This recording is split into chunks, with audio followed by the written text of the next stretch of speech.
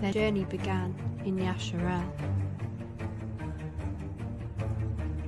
but they were scattered across the face of the earth.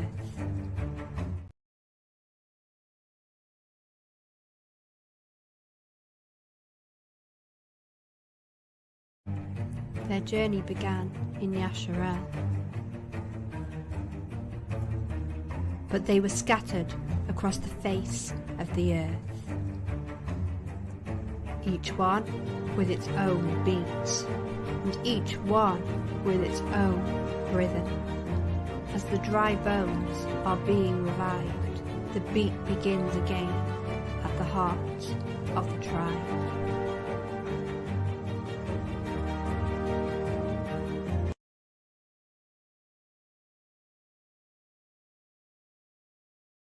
Hello. Welcome to Heart of the Tribe and this edition of CC Talks. I'm Chelle Wagner, and let me bring on my co-host, Dr. Carrie Brown. Hey, everybody. Hi, Carrie. Hey, the internet's not our friend today. No.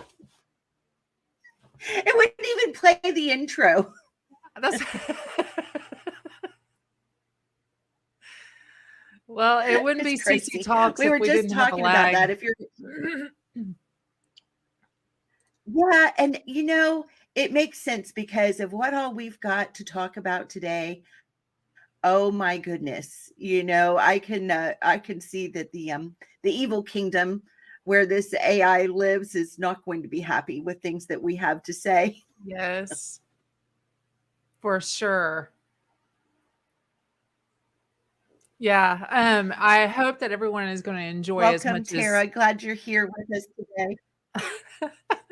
So just FYI, I'm hearing a lag. I don't know if anybody else is. It's just, it's so frustrating.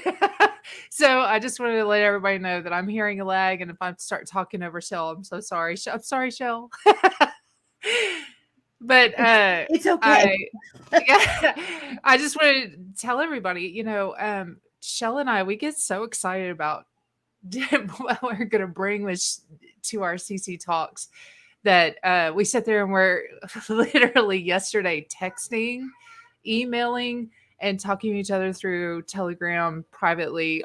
And we were having to communicate and say, okay, I emailed you. I was like, why are we doing this? Why are we talking on 3 different platforms? But we just get so excited. So this stuff really means a lot to us. And if there is only a few people that it means a lot to, then that's great. Cause we're trying our hardest to just do what we feel like we're being called to do. And that's just kind of shed some godly light on the stuff that's going on and bring it into a better perspective on the way that we should be thinking about things. And so, Chelle usually does a lot of the spiritual side of stuff, and I do the scientific side of stuff, but that's not the way that it's always going to be. So just wanted to say that in case anybody's new to CC Talks, that's what we do here. So yeah, we're going to switch it up a little bit today, aren't we? Yeah, we are. Yeah, we've got a great lineup of things to talk about. I mean, literally, we're going to talk about, we've been talking a lot about nicotine patches and the effects on Venom, whether it's been rained down on you, put into your body through air, water, spit, saliva, sweat. Spit on you, Chelle. No matter how we got there, we want to talk about is the nicotine patch helping? Right? People are just walking up and spitting on you. They're just like, hey, Chelle.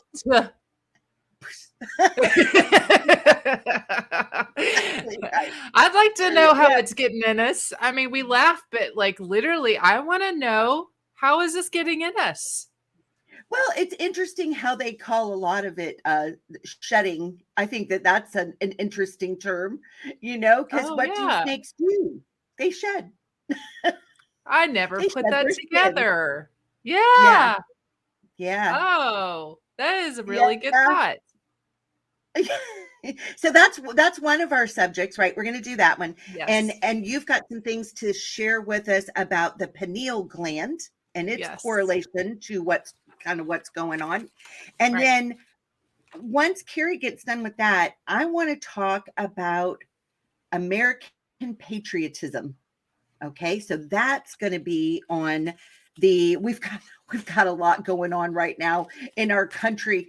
I mean, just for a little teaser, some of the things I saw on this morning's news. I mean, all this is headed up, right? And we're gonna dive deep into this, but I just want to give a little teaser here.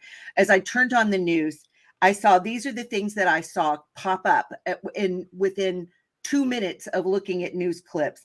I saw a Fox News report about the Biden impeachment, and the moves that they're making towards that, right?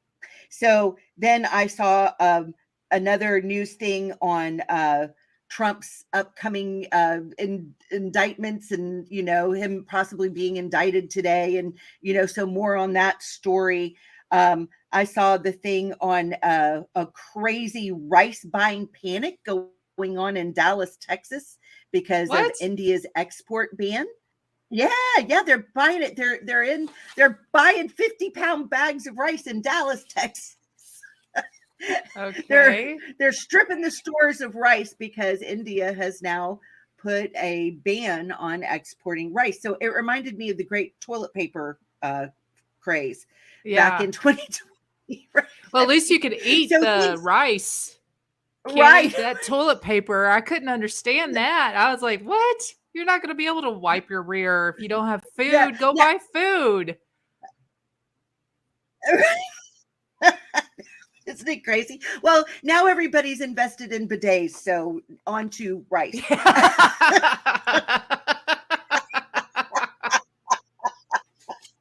That's good. It's just craziness. It's just craziness, right? But you think about it, and you think about one of the things that you and I were talking about, Carrie, just another little snippet here, is fear, right? So the overwhelming tactic of the enemy is fear. And we're going to delve into that as we talk about some of these things. So, you think about what's going on in our country right now. What could incite the most fear? Well, okay, President Biden is taken out of office, right? Impeached. Harris is put in, right? Everybody's got all their hopes wrapped up in Donald Trump, which we're going to talk about, ex-President Donald Trump and his political campaign. That's another topic that we've got for today. And, so everybody's hope is wrapped up in him. Well, what if that hope is done away with, either through imprisonment, death, whatever the case could be, right? What could stir people up more, right? And fear keeps us locked in a prison, and I really do want to talk about that more as we go on today. Some of the other things we're going to talk about in today's lineup is the money system going on, and some things that we learned from watching an interview by Timothy Alberino, which is really interesting. So, boy, we've got some things to really talk about today. That's going to be our lineup, right? Everybody's like, well, get to it. Okay, so I'll be quiet now, and I'm going to hand it over to Carrie and let Carrie take us on in with these beginning topics. Okay, so talking about fear, one of the things that is greatly motivating is, fear. Like, that's why they are always pumping out fear, is because my granddaughter's knocking at the door. It's so cute. I love it, guys. I had to point it out because it's just so cute. She never knocks until I'm on a video, and then she's like, knock, knock, knock. Hey, Lolly. It's like, so cute. Okay, I'm sorry. It just gets my heart. I just can't let it go by. Anyways, the fear that, the powers that be, whoever it is, like, if you want to call them Illuminati, whoever, got to be careful what I say, because we really don't want to be kicked off of certain platforms.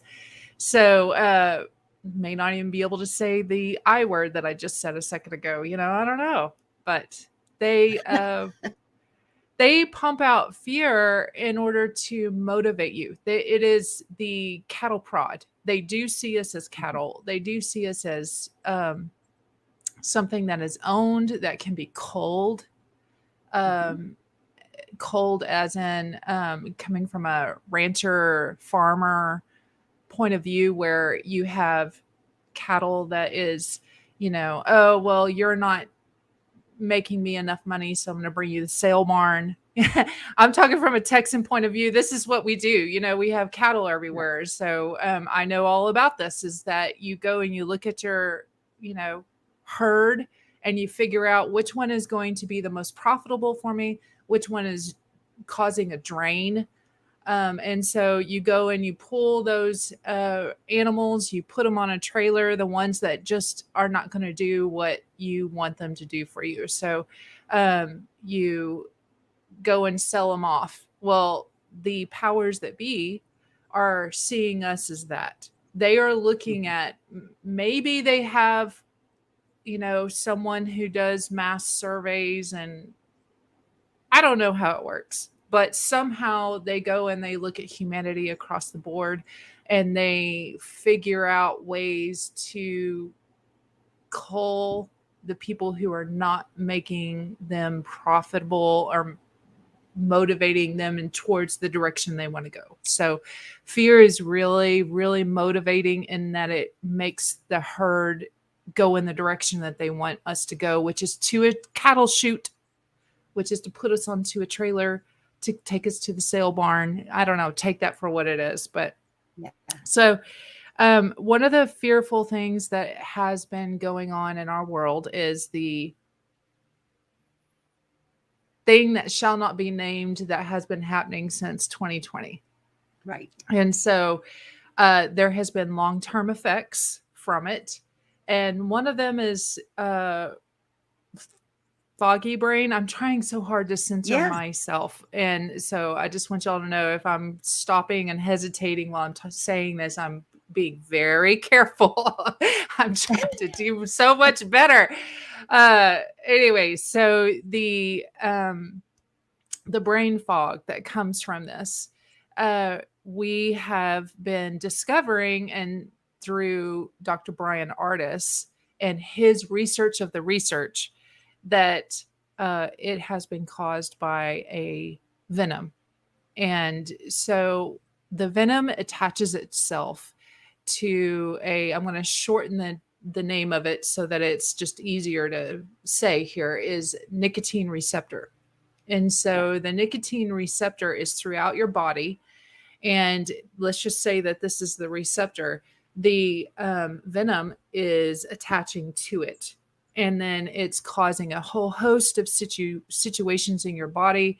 A lot of them are mainly neurological. And we talked about it on our past show. I'm not going to rehash it because we got so much to talk about. So the thing that makes the venom let go of the nicotine receptors is nicotine.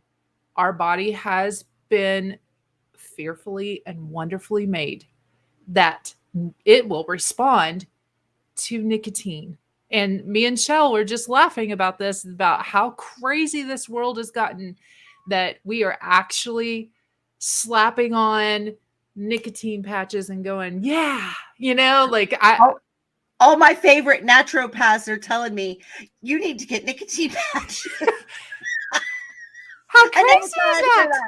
Yeah. Never thought I'd hear that. No. And I kind of, there's, how it is that there are certain people in your family that you can tell certain things to, and then other family members that you're like, well, I'm going to hold off on telling them, because they may not fully understand. And yeah, they're not on the same page as you, So I have a couple family members that I did tell, And they're like, oh, okay. And, I explained why and everything. So, I am a naturopathic doctor, so it does sound very strange that I have been using nicotine patches, but I have been using them because I had those long-term side effects from the thing that shall not be named that has been going around since 2020 and that we believe is man-made, created in a lab. I'm getting real close to saying it, but I'm not going to get that close. Yeah. So we have been experimenting, both Chelle and I and my husband. Those are the three that I know personally that I can speak to about, and so we wanted to update y'all on what we have found personally, because there is no research out there. There's no evidence out there other than our own personal experience using these nicotine patches. So we just wanted to update y'all real quickly. So we have noticed that Dr. Brian Ardis and Dr. Monzo have recommended that we do a 1-week protocol with nicotine patches. 7 days of wearing the patches during the day. I don't wear them at night because they are a stimulant.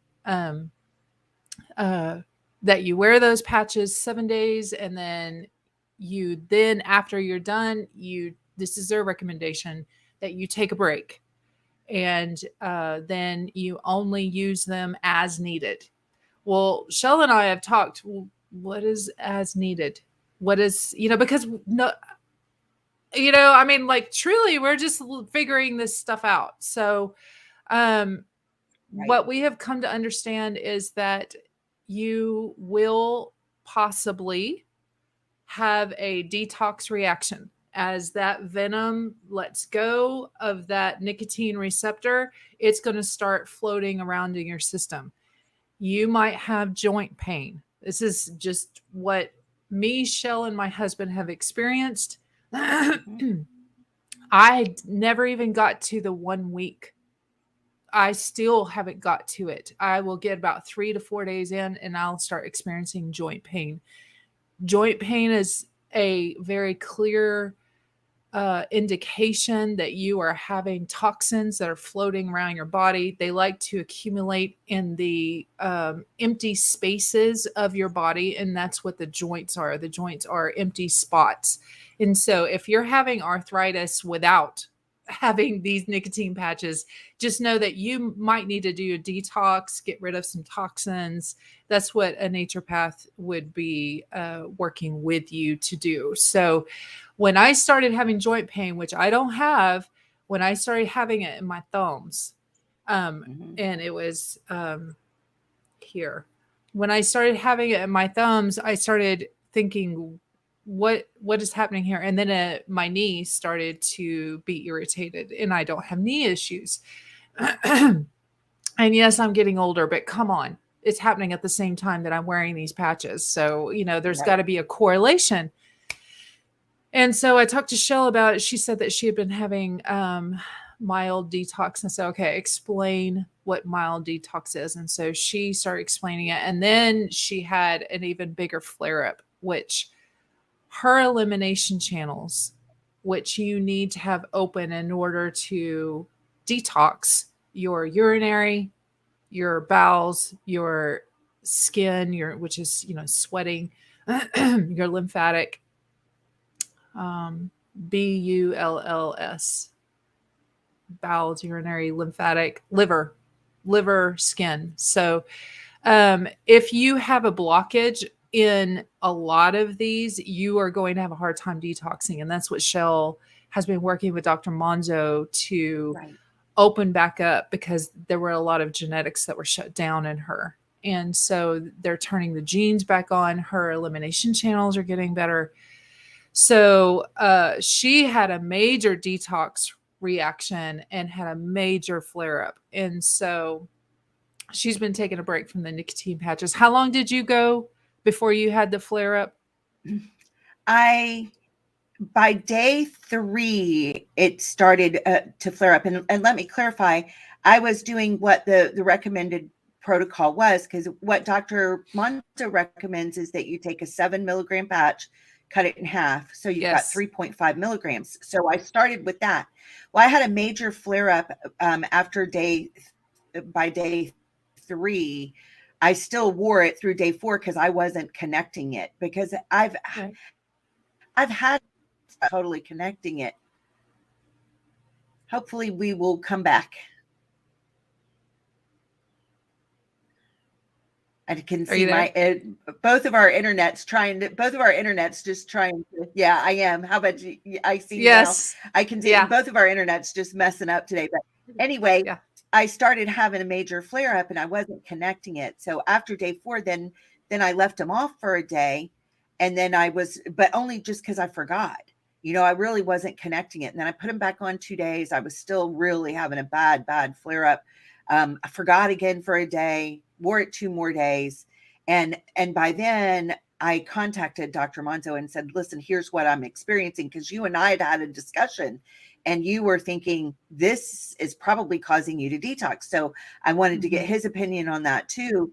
And so when I contacted him, he said, absolutely, that is what's happening. And he told me I still needed them because he had done another scan on me. And he said, you definitely need this, but you're going to have to cut it even into fourths, like take that 7 milligram and cut it into fourths. So now I am on day 4 of cutting it into fourths, so I'm only using 1.75 milligrams. And I am still having some joint pain, but it's not overwhelming like it was before. When it's overwhelming, the emotions come out as overwhelming. I get overwhelmed emotionally.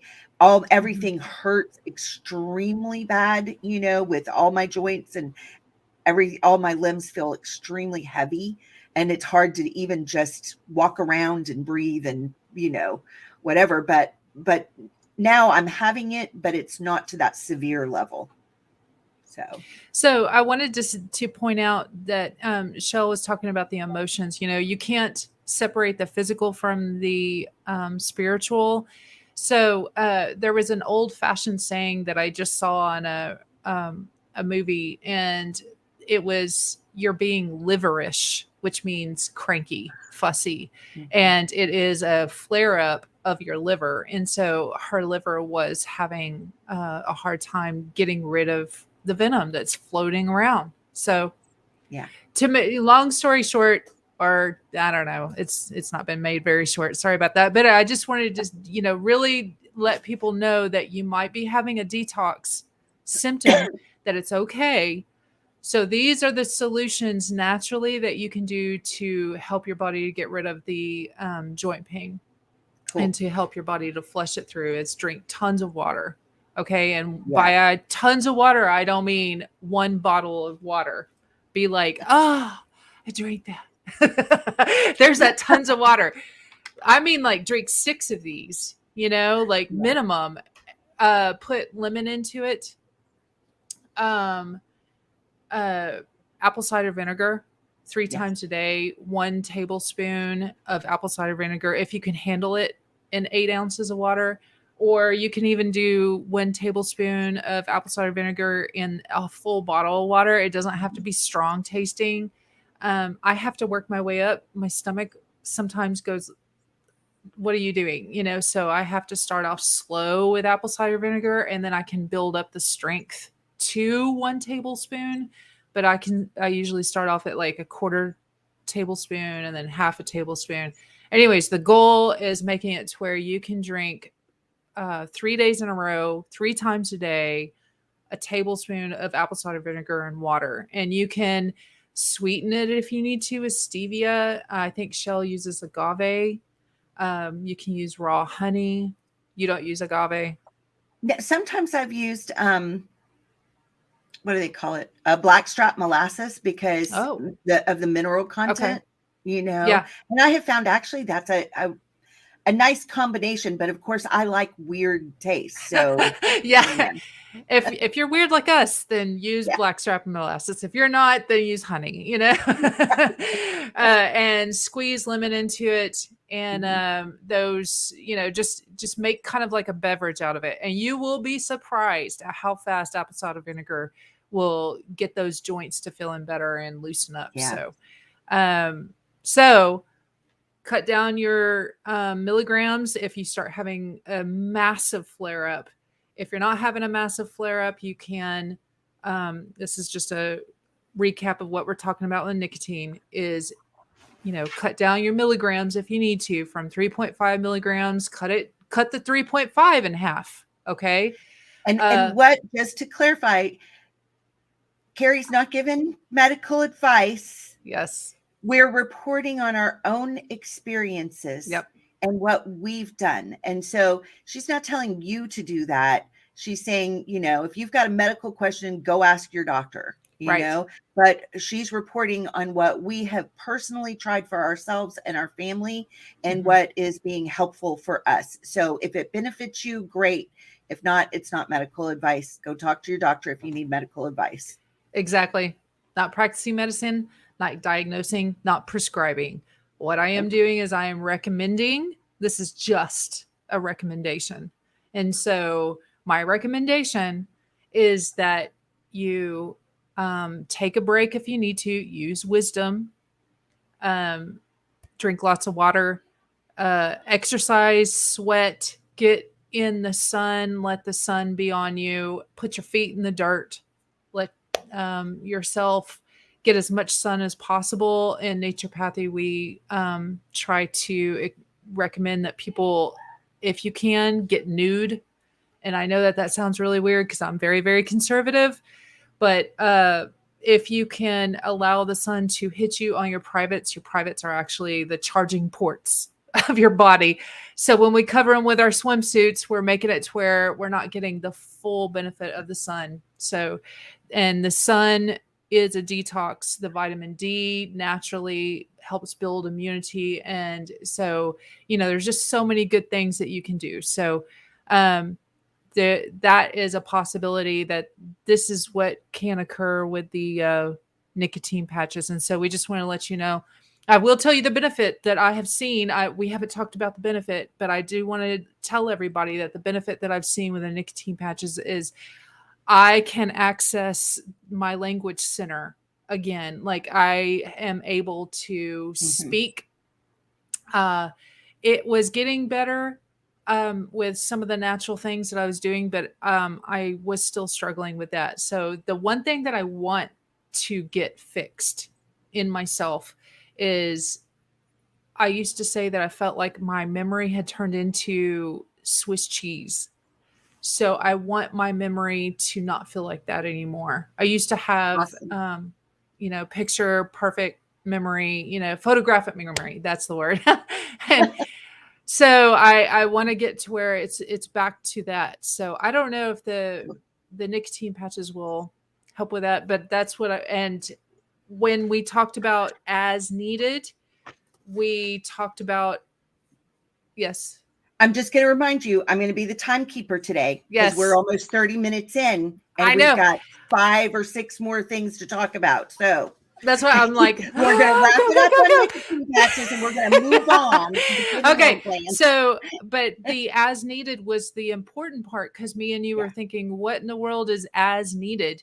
So I was around someone who had been in the military and been, if you can see me, people, things in the arm, if you're just listening, things were put into that person's arm and they are military. And so that person has had a ton of things that mysteriously put into them. And so whenever he comes around, there is illness that gets put off into our family. And so we were wondering if wearing the nicotine helps to stop shedding.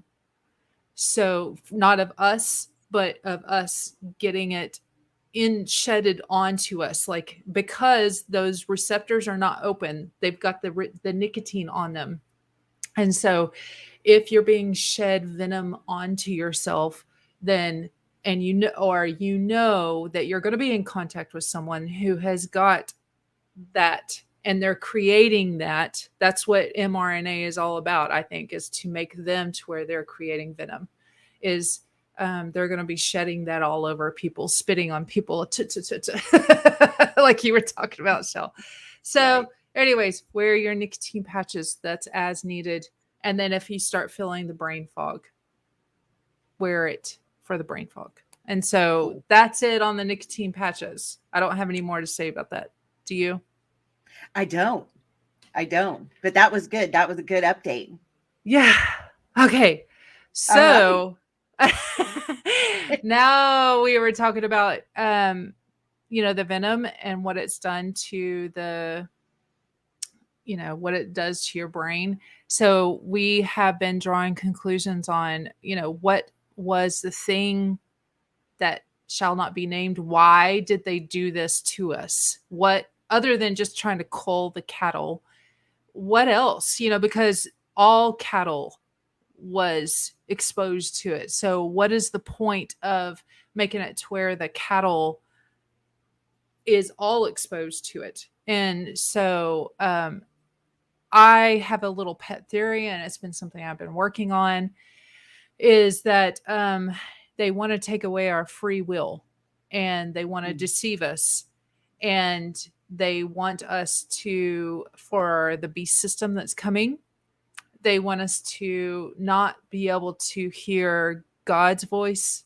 which is Yahweh, Yahuwah, Yehoshua, however you want to say his name, and whatever. So they want us to not be able to hear it. So is there a place in our body that they can poison to make it to where you cannot, that would damage the ability to hear God?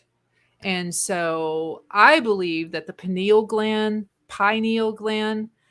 however you want to say it, I believe actually that might possibly be like a device. I don't know how to put this without making it sound like we're robots, but let's just say that we're robots. We're machines made by God. Okay. And we've got a speaker that was implanted into us, a Bluetooth. It's our Bluetooth device. They want to turn our Bluetooth off so that we can no longer communicate with our Creator, our Heavenly Father. And so that's what this thing that shall not be named, that's the purpose of it, along with many, many, many other agendas that they have done to us. The glyphosate, which is Roundup, the aluminum, and all of that's to come. But here's a few scriptures that we came up with that Chelle shared with me, and I would like to share with you all. And this has to do with, a veiled reference in the scripture where it really does sound like that we're talking about the pineal gland. We're talking about the Bluetooth device. And I want to share, Carrie, for just a minute where I got that, because I mean, you're talking about it like a Bluetooth device. And what I did to look at it to try to get you some scriptures on this was I was inspired to look at Dr. Monzo's book, The Aleph Tav Body. Mm-hmm. And where I found the pineal gland was underneath the point Vav. And in Hebrew, Vav represents a nail, which is a connector. It connects things. So that makes perfect sense, like describing it almost like a Bluetooth, because this Vav is a connector, and it's supposed to help us connect with Yahweh, Love it. And so the scriptures that I shared with you were directly out of his book underneath LFM point number 6, which is the Vav. Mm-hmm. Yeah. And so I'm going to go ahead and share it so that you guys can look at it. So this is the spiritual component of the pineal gland. I'm just going to say it pineal because it just sounds right, and it's probably not. So that's why. So in the Aleph Tav body, just for people who don't know, maybe there's anyone who tunes in that has no idea what we're talking about. There is, everyone has heard of Chinese acupuncture points, and there are little points all over the body. There's over 200 and something points. That's acupuncture that is in traditional Chinese medicine.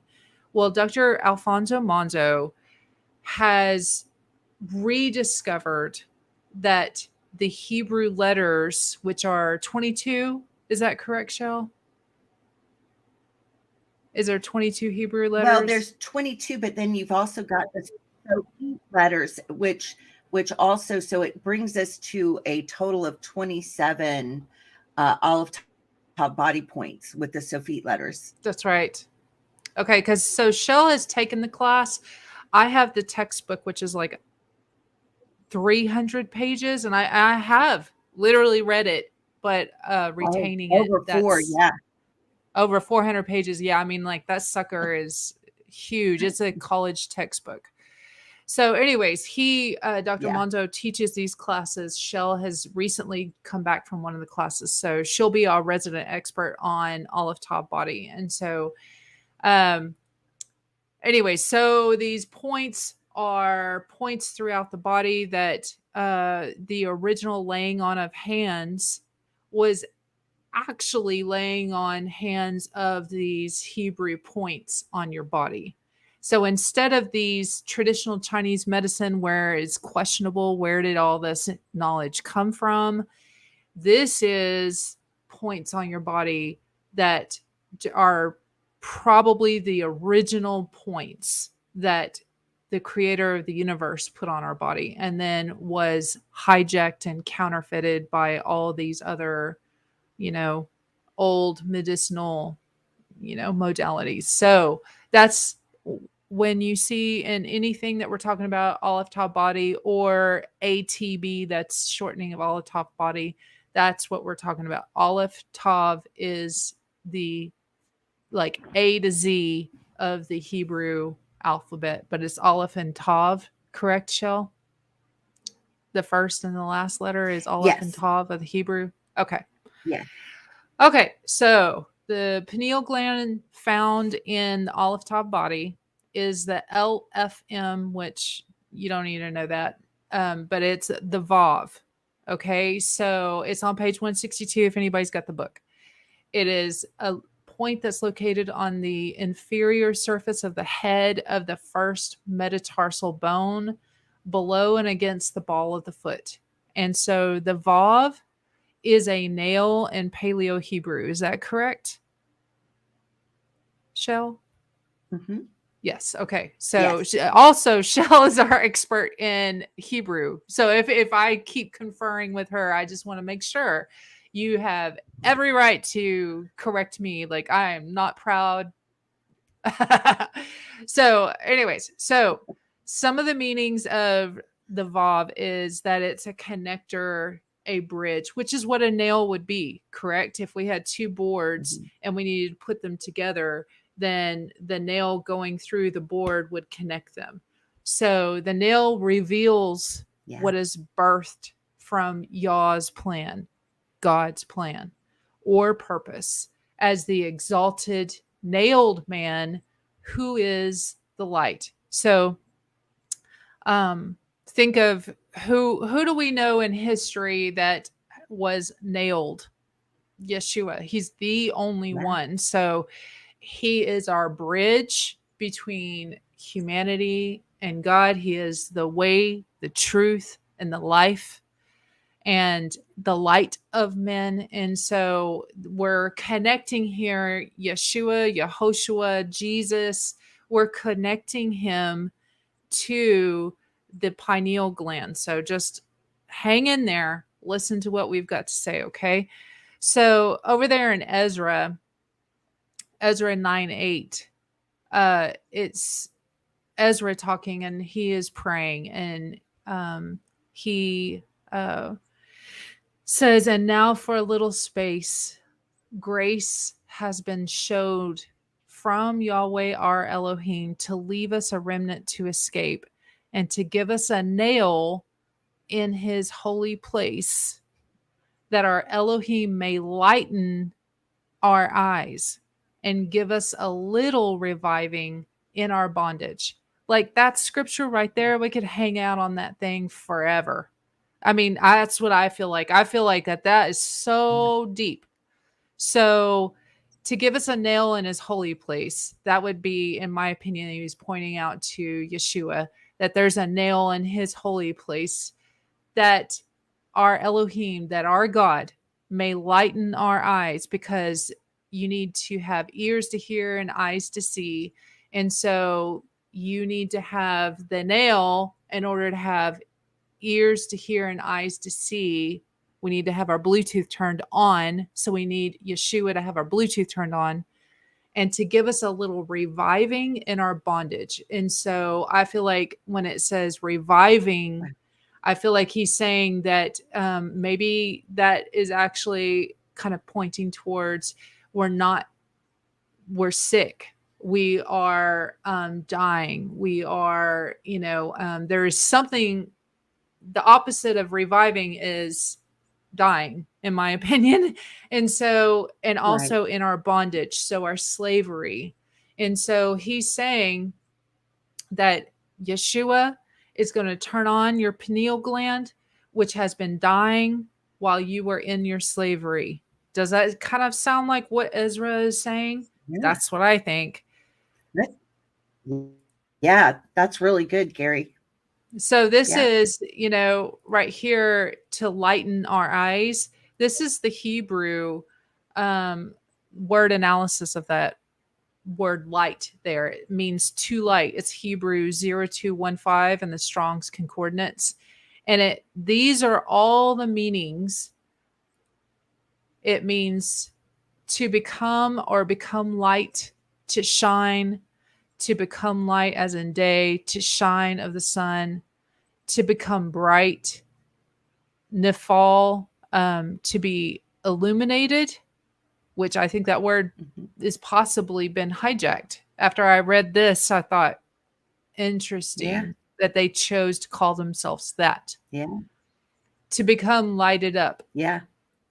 Hefil, to give light, shine, or of the sun, moon, and stars, to illumine, light up, cause to shine, to kindle light, as in candle wood, lighten of the eyes, his law, etc., and to make shine of the face. So we could see that it's like literally every aspect of lightning. It's not just the physical here, it is also the spiritual.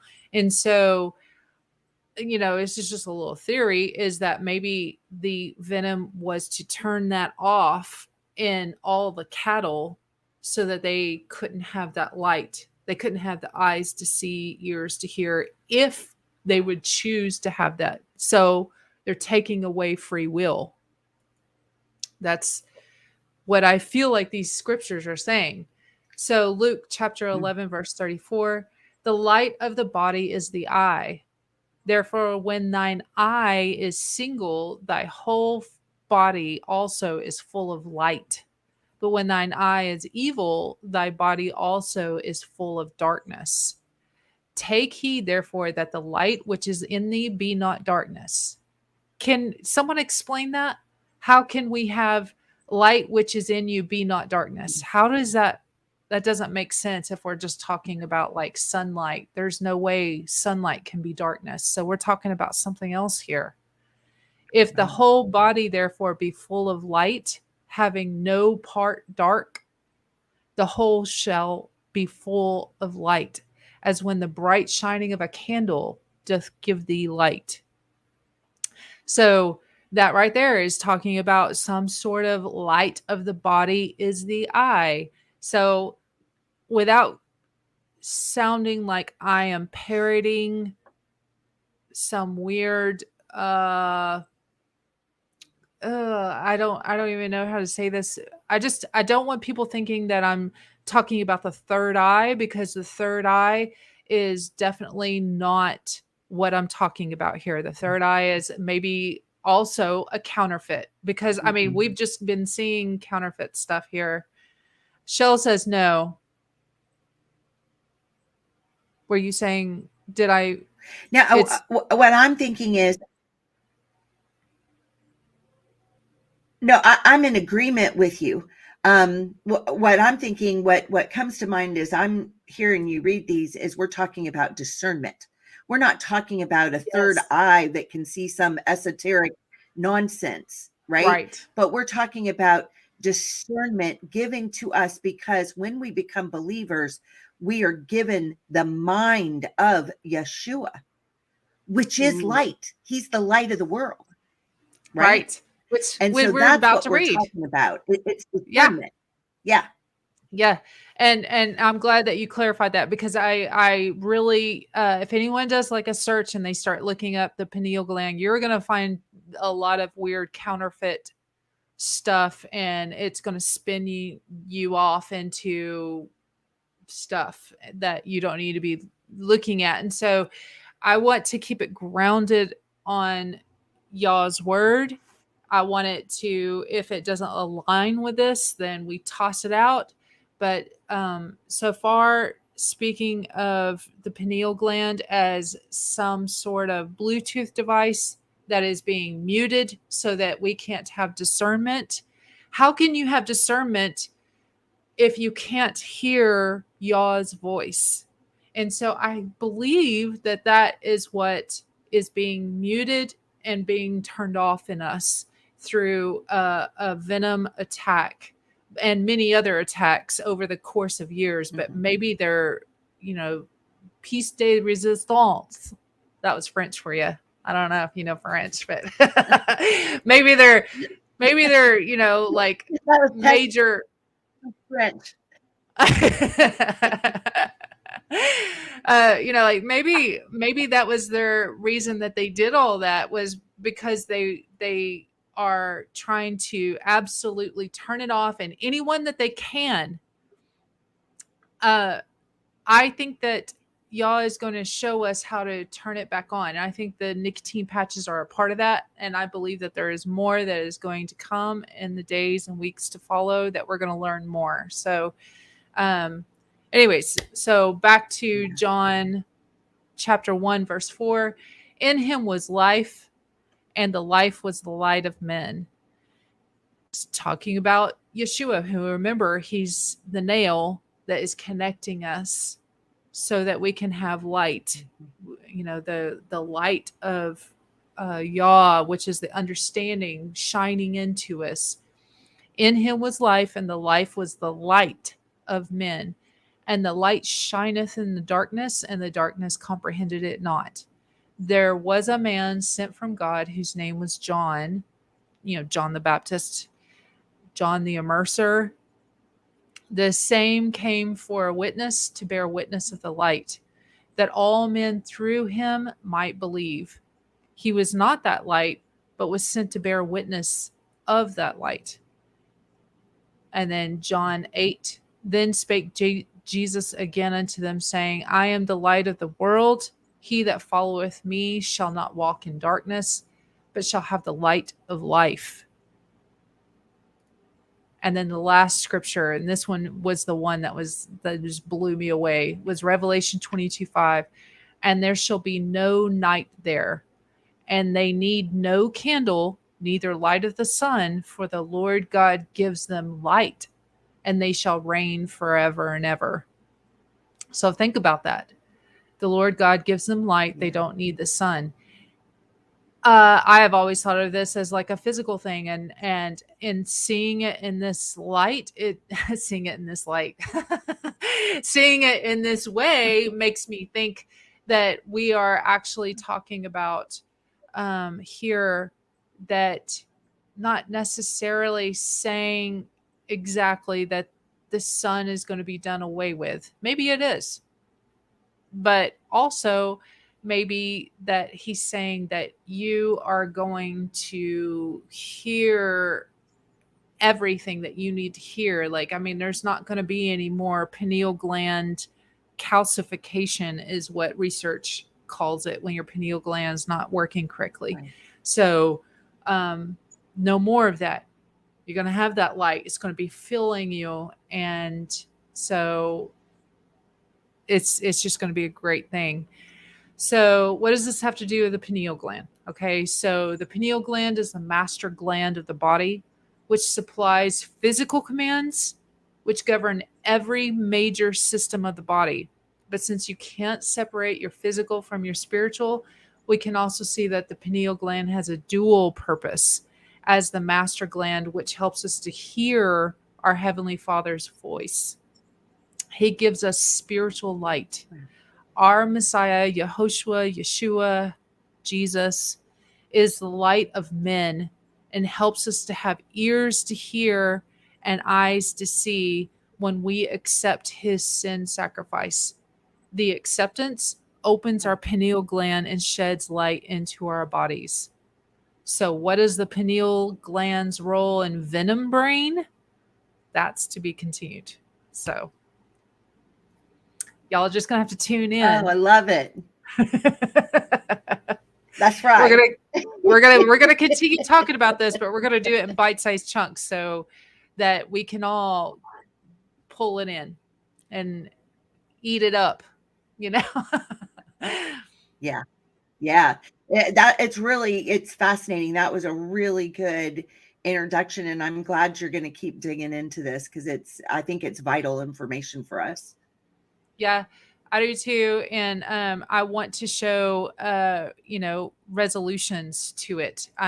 Once we get a solid foundation of what it is and what's going on, the nicotine patches, I think, will be a good, useful thing. But I think that there might be more that we discover. And so I'll be sharing that as I discover it. And I'm sure that me and Chelle will be the first guinea pigs to try it on.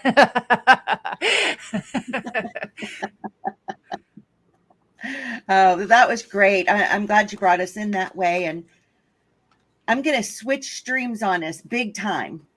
Okay, do it. So now we're going into, okay, but I mean, I don't know if it really is switching streams when I think about it, because, I'm thinking about where society is. And when I say society, I mean, I live in America. So, I know that we have other people in other nations, and, there's different things going on, but I'm zeroing in on something that I'm seeing happen in American society right now. And so as part of our current events, I'm going to share something that I'm seeing. So I'm going to warn you right ahead of time. This is an ugly image, but and if you're in another nation, you may not be seeing this, but we are seeing it on everything. In fact, it came to my attention when my husband came and picked me up in Ohio on our trip back, and I was seeing this bumper sticker on on so many cars, and I said, "What is that? I'm not familiar with that." And he was like, "Honey, this is everywhere. Have you not seen this? This is like the new American symbol." And I'm like, "Well, you're kidding me. No, I haven't seen this at all." But it really intrigued me because it's so disturbing. So I'm going to put it on the screen for just a moment so you can see what I'm talking about. And then I'll remove it because I know it's disturbing. It's disturbing to me anyway. But let me add this to the screen for just a minute and tell you what it is. It's called the Punisher skull. I can't see it. Ah, there it is. Ah! Yeah. Okay. So this is, it's horrible, isn't it? All this skull of death dressed up in the American flag. I mean, it confused me when I first saw it. I was like, what in the world? So I'm going to go ahead and remove it so we can just talk about it. All right. So let me put us back. I like it when we're connected. There. Like we can like do the high five thing, and and we practice this sometimes. And we're like, I know. Is it that way? Because no, the other way. It is. It's this way. Because I think we're flipped. Because your hand, I can't touch it no matter which way I go. Like your hand's on the opposite side. So people are like, "What?" If they're not watching, if they're just listening, they're like, what is going on? I know. What are they doing? All right. So anyway, I want to talk about this symbol, right? Okay. So here's what I did a little digging because I wanted to know what in the world this is and why is it everywhere. So I found a great article. I'm going to have a lot of links that I'll go back in and add them in the description of this. I've saved all the links so I can add them back in after the broadcast. Okay. This one's called The Punisher Skull, the unofficial logo of the white American death cult, and it's by salon.com. And I'm just going to read you what they had to say. The Marvel vigilante has been adopted by deluded macho wingnuts who completely missed the point of the character. This is by David Mascoratra, and it says, white Americans appear to have enlisted into a death cult. If one drives around the suburbs or rural outposts removed from a major metropolitan area, it quickly becomes apparent that in their zest and zeal for violence, countless whites have begun to brandish the Punisher skull, typically with red, white, and blue stripes on their automobiles and clothing. T-shirts at the gym, the bumpers of minivans with children riding as passengers, and baseball caps all display the menacing skull, proving that it has become ubiquitous in the United States. So it just means it's being found everywhere, right? It's really becoming popular. Several companies, including the Thin Blue Line. Okay, so we know that that's like a police one that supports the police force in the country. So several companies, including the Thin Blue Line, have made millions selling apparel with this ghoulish image. The Punisher symbol originates with the Marvel comic book story of Frank Castle. After Castle's wife and children are murdered by career criminals, he adopts the Punisher moniker in his quest to eradicate crime without interference from the liberal clucks who wrote the Bill of Rights and the prissy knaves who enforce protections for American citizens, such as the irritating regulation prohibiting police officers from summarily executing criminal suspects without a trial. Chris Kyle, deceased Navy SEAL sniper and patron saint of the American death cult, wrote about the celebration of the skull in his memoir called American Sniper. We all thought what the Punisher did was cool. He righted wrongs. So he's referring to this Marvel character, right?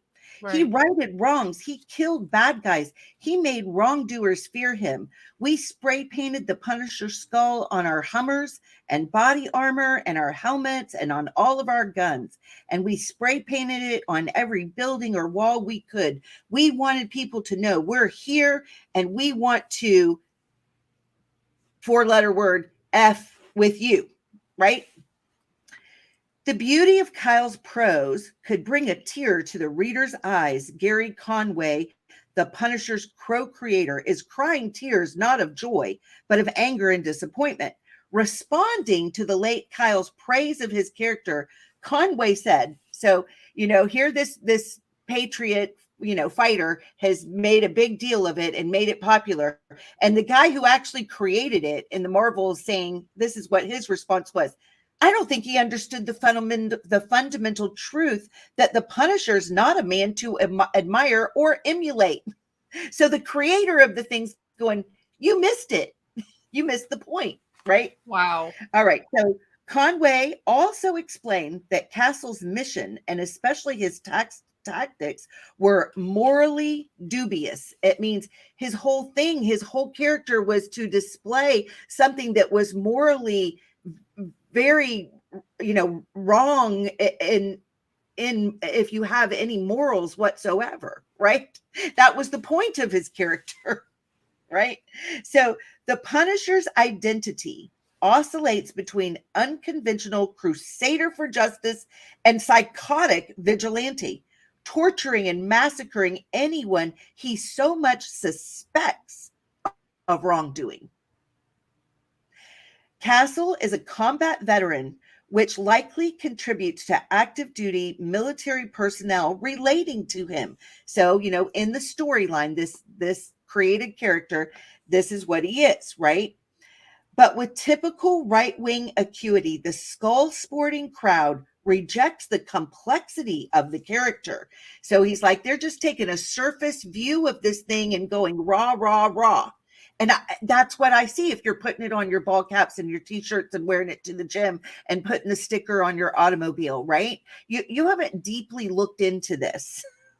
Right. Garth Ennis, one of the later writers of the comic book, explained that Castle's experience as a Marine weakens as much as it strengthens him. It provides him with resolve, expert training, and physical bravery, but it simultaneously pollutes his thinking. Really goes into what we're talking about with the pineal gland, doesn't it? Right? Oh. Reducing his criteria for decision making to might makes right. Okay.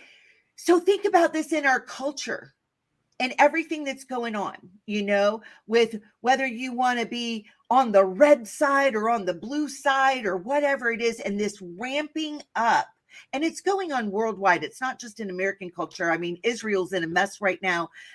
Countries all over the place. Yeah. We've seen Paris go off the rails, it's happening all over. But it's like what you were talking about, the mental acuity to make good decisions is being lost, right? And it's just going into this, might makes right type of thinking. So I think this is really important. So he comes to see war as the answer to all of his problems, Ennis said. And isn't that where we're at in this culture? I mean, I believe we are being pumped and primed for civil war in this country. And I'm going to go into that in just a little bit, but I want to finish this article.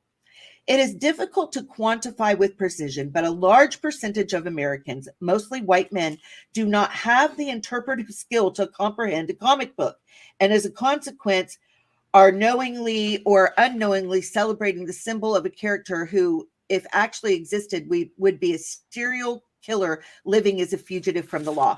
He's really zeroing in on the white male, which I have to stand up and say, you know what? Back off the white male. I know. That's what I'm sitting here and I'm like, had enough of that narrative myself. But this is an interesting article, and I want to bring it out, because of the viewpoint and what we're looking at. The Punisher skull is not merely a profitable merchandising industry, but an ideological icon verging on religious significance. Why? Because of its patriotic symbolism, right?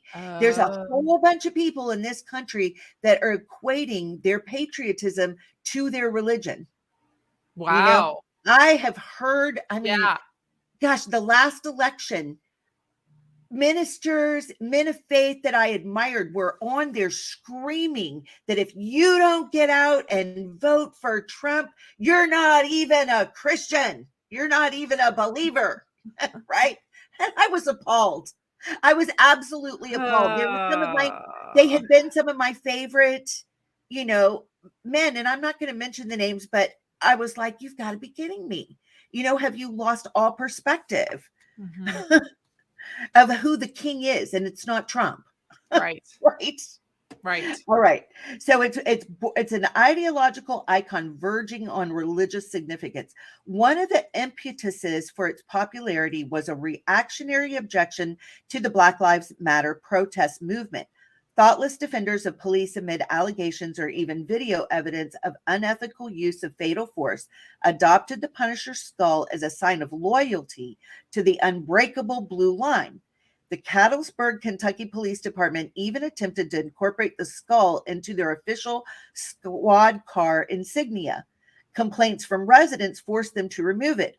Officers in Wisconsin and New York have also tried to appropriate the symbol while on duty. That's very interesting that this is the culture, right? Yeah.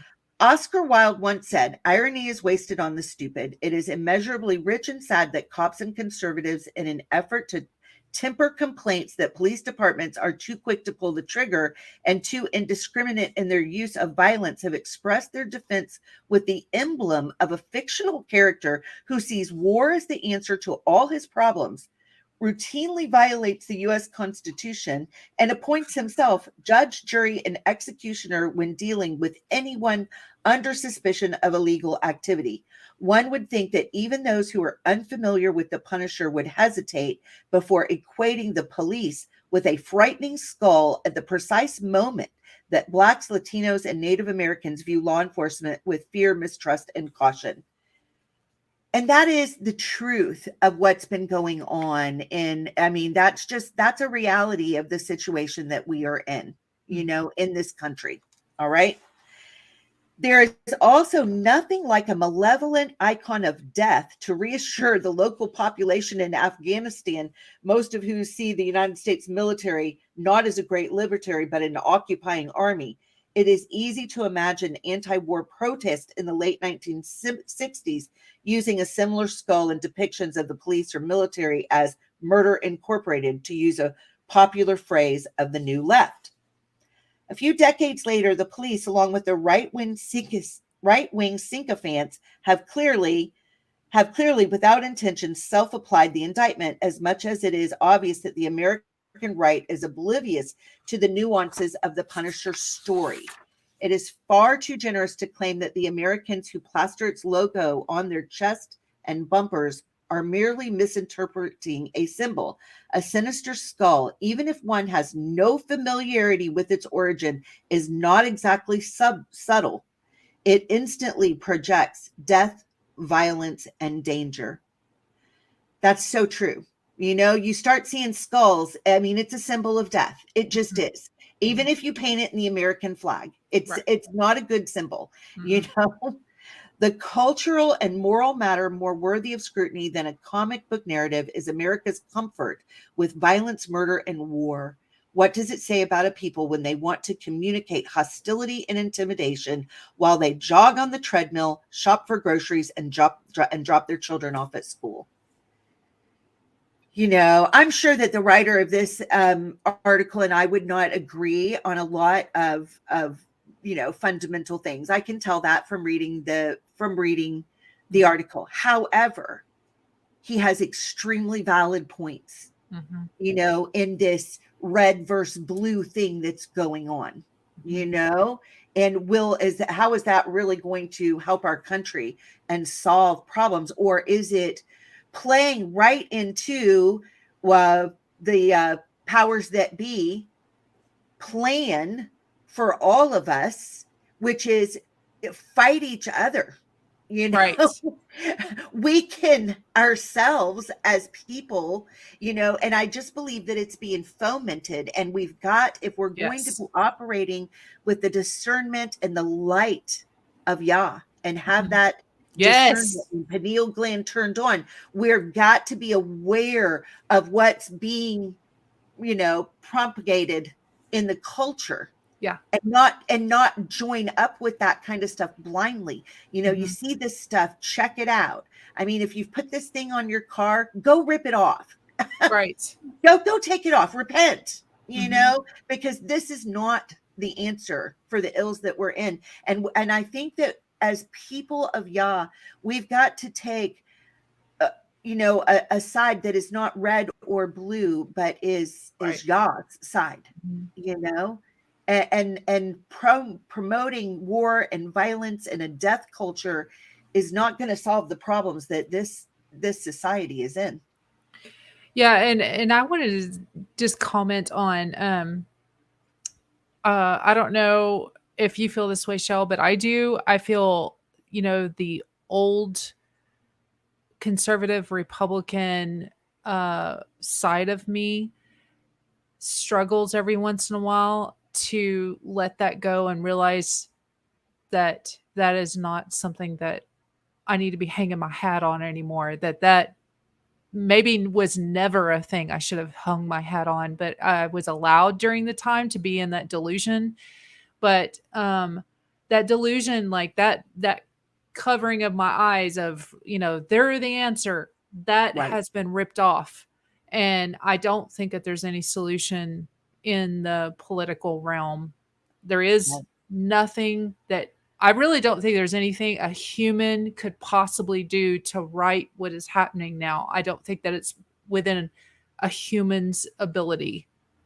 So it doesn't matter how you vote, who you root for, doesn't matter.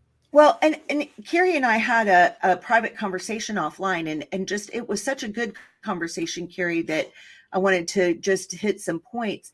we talked about the fact that, you know, I mean, we grew up, I love America. You know, I've loved this country. I grew up in a strong, patriotic family that has always been supportive of our country. I have many people in my family that have fought for this country. I mean, actually, I can trace my lineage all the way back to where if I wanted to be a member of the Daughters of the American Revolution, I could be. Right. You know, because that's the heritage that I have. My, you know, I have that in my family, that the men of my family have fought and died for this country. Right. And so I did grew up in that. And I grew up that's, you honored the flag, you honored, you know, you were proud to be an American. One of my favorite songs, that song that came out after, I guess, 2001, I'm proud to be an American, or at least I know I'm free. Right. Yeah. I mean, I love that. My husband and I both, that's how we grew up and how we felt. But we are not in that world. And it's just like you said, I don't know that we ever were, but I certainly was bought into it. Yeah. That was part of my identity as an American citizen, you know, and I was all there. But what I'm seeing right now, I don't see even a glimpse of the America that I thought was, you know. I mean, when our political situation is disintegrating before our very eyes. It is falling into we have become the laughingstock of the world in our politics. It has disintegrated into just ashes, you know. And I think that it's on purpose. I think that it's planned, and I think that we're in a whole different reality than I thought we were, and we probably always were. I was just totally blind to it. Yeah. Oh yeah. It's a big wake-up call, because it causes me to have to put down, you know, core belief systems that I held very dear as a patriotic American, right? And to let those things go is frightening. Yes. But I've got to be a citizen of the kingdom of Yah. Right. Before all else. And I have to deal with realities, no matter how frightening they are. And right now, the realities that we are in with the disintegration of our country, because I don't think that it can be repaired. I don't think that this, you know, I don't think that Donald Trump's coming back again. I don't think he's going to make America great again. I don't think anybody's going to make America great again. I think that the country's under severe judgment, and it's well-deserved. And when you peel back the layers of what's going on and we start looking at things. And so I do want to take us into just another thing, because I think we need to re-examine as Americans, what is idol worship? What is it? I mean, we always think that it's, you know, it's a little statue somewhere sitting up that people bow down to. But it's so much more. It's what does the statue, it's what do the symbols that are in your culture represent to you? Are you bowing down? Are you putting this on your shirt? Are you putting this on your ball clap? Are you putting this on your bumper sticker? If so, you're raising this up as an ideology that you're getting behind. It's an idol. It's an idol. And people can be an idol. And so I just want to share a few things in that direction. Okay. All right. So, I mean, I thought about this, you know, honestly, to show up, right?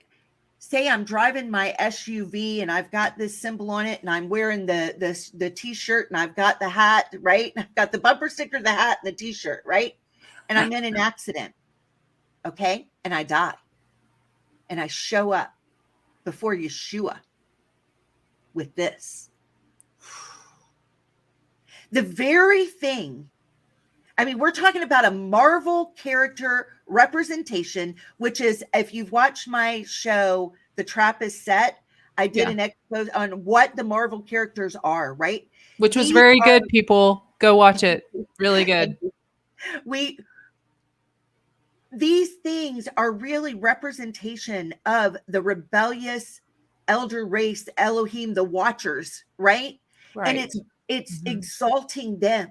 Yeah. And so the very thing that he had to be willing to have the nails put through his hands, right, in order to redeem us from, we show up with his name on our lips and this idol on our chest. I don't want to show up that way. Right. You know, I mean, what an affront to him. Right. So I was looking at, I'm trying to examine idols. Okay. So I was listening to something on Celestial of the Master's Voice, and she had one quote. Actually, this was on her blog. And so I was looking at a quote on one of her blogs, and she said, idolatry is anything that sidelines the living God, making him less than he is and part of a lineup of options. Right? I mean, lay all the Marvel characters out and then just put Yeshua right in the middle of it and go, well, maybe I'll choose him. Right? Okay. Idolatry makes God an afterthought and uses him as a rubber stamp for the foolish habits of humans.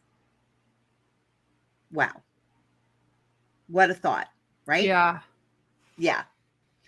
So I want to share. I don't know if anybody's seen this. A lot of people are, let me re-add my screen. A lot of people are really idolizing a man right now as the answer. And honestly, I mean, I saw this and I thought, and I hope it will play. Who knows?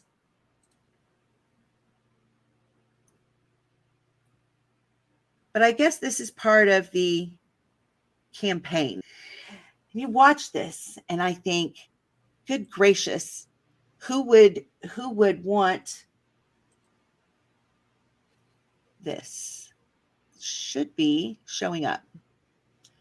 Our technology is really giving a mess.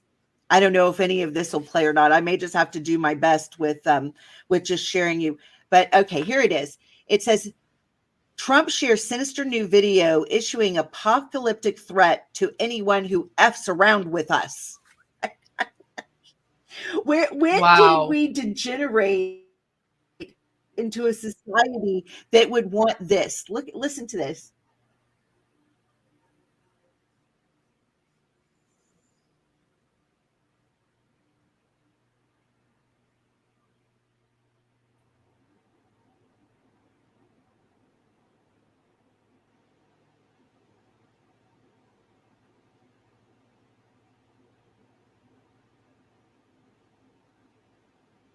I don't know that it's going to play. Well, it would help if I turned on the volume. Okay. Yeah, I got it.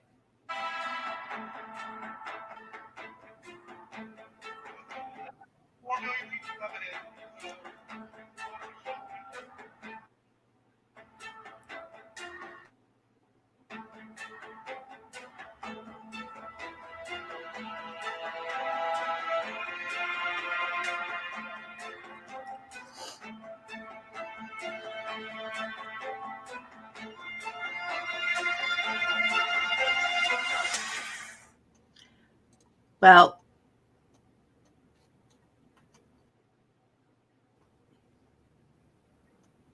oh, I'm sorry. I totally messed that up. Let's see if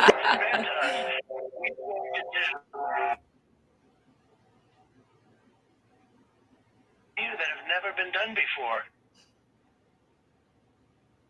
Anyway, it's just this threatening video, you know, and it's just like, you've got to be kidding me. Now, I've got some other interesting things.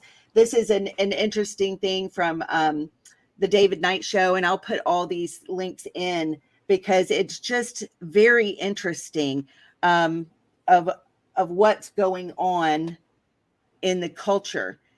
You know, I don't know if all my links and stuff will work, but I'm sorry. This technology is so hard to deal with sometimes, but I really want to share some of this stuff because I think it's very important. So I have to, they've changed even something on StreamYard to where now if I want to switch between showing something on a slide or showing something on the internet, I have to switch back and forth, and it's just craziness. But so I'm going to show something else here on some articles that I found. Okay. So this is, as soon as it will come up. This is another article I found. It's from the Jerusalem Post, right? It says, in February of 2018, an Israeli organization, the Mikdash Educational Center, minted a temple coin bearing the image of Donald Trump aside King Cyrus, a Persian king whom the Jews referred to as Messiah, though he was a Gentile. I'm going to show you that. This is also a slide showing Trump's election heralds the coming of the Messiah. You know, this is in the Jerusalem Post. This is from 2016, right? So let me go on. This is another one, another article. This one of, let me see where this one comes from. I've got a link to it, so I'll add it in, but it like erased my link when I was trying to put it in. It's a story by Mark Ellis, and it says, Rabbi links President Trump to King David, says he's preparing the way for the Messiah. A prominent rabbi in Jerusalem has found a mysterious connection between President Trump and King David that may herald unfolding biblical prophecy. He says the signs first became evident during President Trump's election campaign and improbable victory, right? So, I mean, it's just been very rah. Here's the coin, okay? What is a coin? This is an image, all right? This is an image, is what this is. Disturbing image. Okay, so those were the PowerPoint ones that I wanted to share. So let me stop that. Okay. All right. So let me just close that out and get back to where I was. All right. So I'll have to reshare. All right. This is the last time I have to do this. Yay. Yay. But I do think this is really important, you know. So here's another one that I just wanted to share with everybody. So this is on a website called VINnews.com. So this just happened a few days ago. Okay.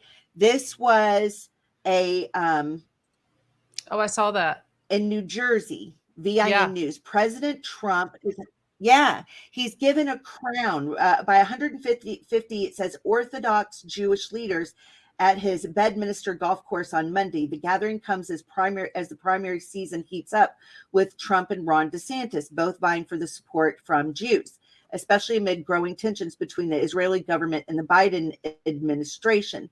Following a prayer for our dear president, Trump was presented with a silver Torah crown. It read, "Give thanks to Hashem, for he is good, for his kindness endures forever," presented to President Donald J.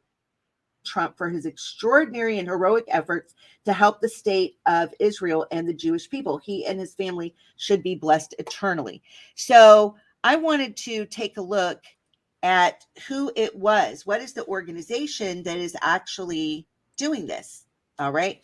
So the main rabbi that did this, his name is Rabbi David Katz. He is what's known as a Reconstructionist Jew. So what is Reconstructionist Judaism? I had to do a little digging. let's figure out what this is, right? Reconstructionism was developed by Rabbi Mordecai Kaplan who lived from 1881 to 1983, and his son-in-law, Rabbi Ira Einstein, who lived from 1906 to 2001. Over a period of time from the late 1920s to the 1940s.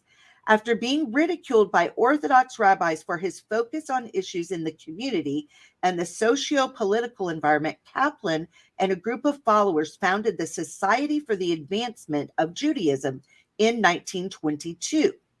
Its goal was to give rabbis the opportunity to form new outlooks on Judaism in a more progressive manner.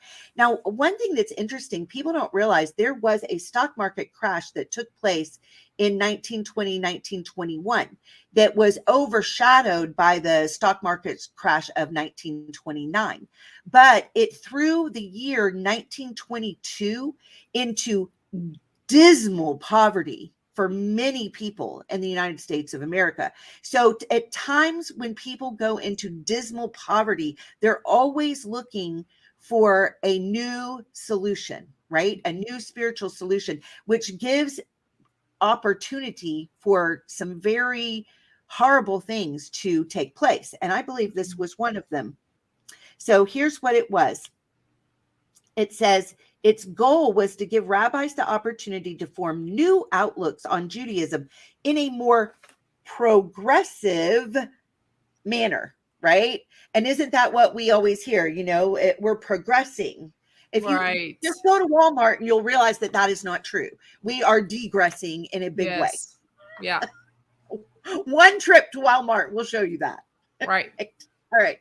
So anyway, Kaplan believed that in light of advances in philosophy, science, and history, is becoming very new agey already, right? We can sense it, right? It would be impossible for modern Jews to continue to adhere to many of Judaism's traditional theological claims. In agreement with Orthodox theology, Kaplan confirmed that God is not anthropomorphic in any way. All anthropomorphic descriptions of God are understood to be metaphorical. Kaplan's theology went further to claim that God is neither a personal nor a conscious being. God cannot relate to or communicate with humanity in any way. Kaplan's theology defines God as the sum of all natural processes that allow people to become self-fulfilled. This is who is recognizing Trump as the savior of Israel, this faction of Judaism.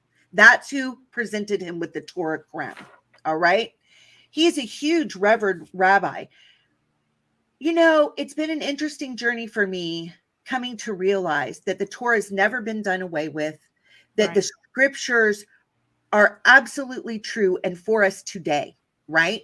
And that Sabbath is for us today, that the feast of Yah are for his people. You know, they're not the feast of the Jews, it's the feast of Yah. And so that is how I live my life and how Carrie lives her life, you know. However, to jump in and out of one religion, which for most of us would have been Christianity, and jump into Judaism, I do say, be very careful. Yeah. Be extremely careful what you're jumping into. Yep. Right? Because I don't want anything to do with anything like that. Right. God is very personal. Yes. Right? Right. And so those are some big fat lies. But everybody who's getting behind Trump, rah, look at some things, right? Check this out, you know, of what it is that we're really looking at. You know, here was another one. This is, this back for a second so you guys can see it.